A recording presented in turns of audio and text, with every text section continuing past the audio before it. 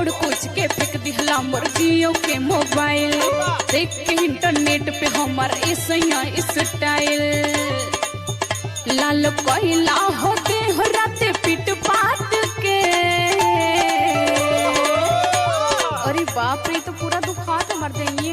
लाल कोयला होते हो राते पीट पाट के। तो का तोर आरती उतारी आवे खाना बनावे ना ठीक ठाक से, खाली वीडियो बनावे टिक टाक पे।